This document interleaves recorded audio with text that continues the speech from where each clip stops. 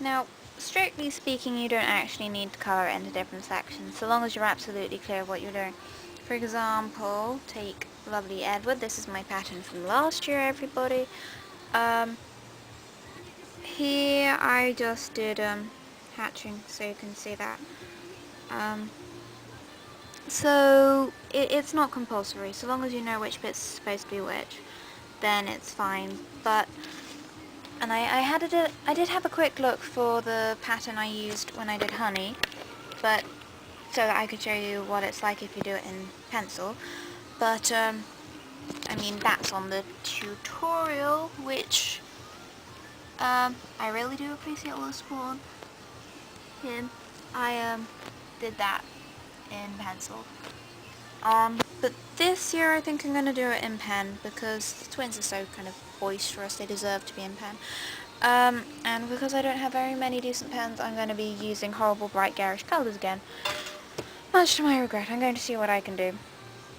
But then again, actually do take into consideration whether or not your outline will run. If it's going to run, and I've just realised that mine will, make sure you do your different colours in pencil. Because, well, it's going to run, and that's just horrible. So, actually I'm going to go and get some pencils instead, and I'll just show you the basic principles of that. Now, when you're doing this, if you can, I would recommend using rather brownish colours and making a little key along the side. I've gone kind of yellow-brown through black. But that's just so you can get an idea of what it'll look like when you turn your light box or whatever back off.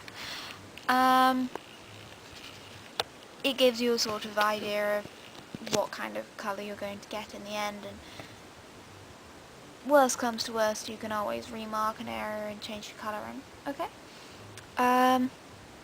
You'll probably want to do this over your light box again so you can see properly. So, find my yellow, and I just fill it in, and I know you can't really see this on the light box, and the fact that my room is dark because it's like 7:30 in August and it's dark, and I have a tiny room, tiny little window for a huge room, but it's nice because I get all the sunsets. Don't know if you can maybe see that because I can't be bothered to get off my seat on the floor. But anyway, back to the video and less of my life. Yeah, you fill in the yellow. Maybe let's find a colour that'll actually show up. Now is that the dark brown or is that the mid brown? Can't actually see this light. Okay, this is the dark brown, which, according to my little piece of paper, which I've nearly misplaced, it's the tie, so down here,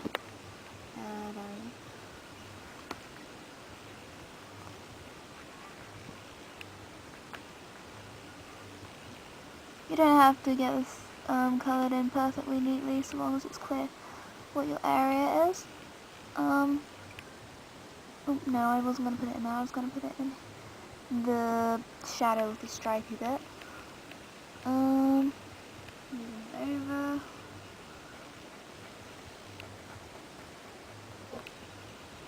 I guess this is not just another boring part, but you get the gist. You match up the colours of what you're going to colour in to your key and what type of chocolate you're going to put in.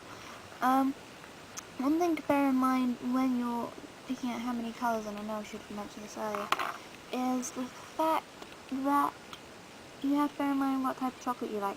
I hate dark chocolate, so I'm actually being rather generous in the amount of dark chocolate I'm putting in the key, for me at any rate.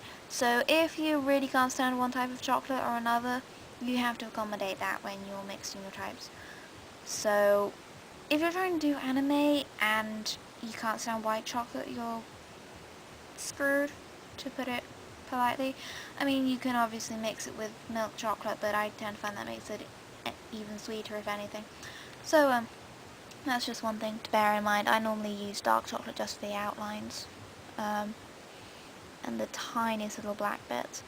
Anyway, I'm going to finish colouring this in, and I will show you once I'm done. Here's another example of where I've forgotten to do something. Not only have I forgotten to fill in the little black bits at the edge of... Did I say it was Kaoru? I think I said it was Kaoru now. And also I didn't put in the edging of this bit of shade on his hand, and I've now gone and left my pencil on the desk, so bear with me a moment.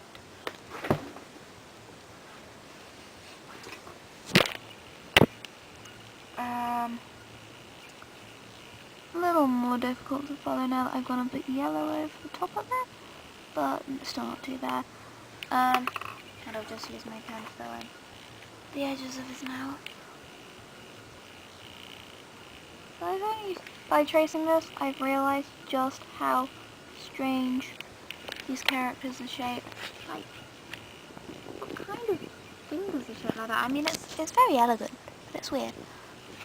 I also have realised that I'm supposed to have shiny bits on the skin, but frankly they wouldn't show up even in chocolate, so I'm not bothering. Yeah, I'll get back to doing what I should be doing, which is preparing this. Okay. Okie dokie, well I have now coloured everything in. I have got everything from yellow, which is the white chocolate,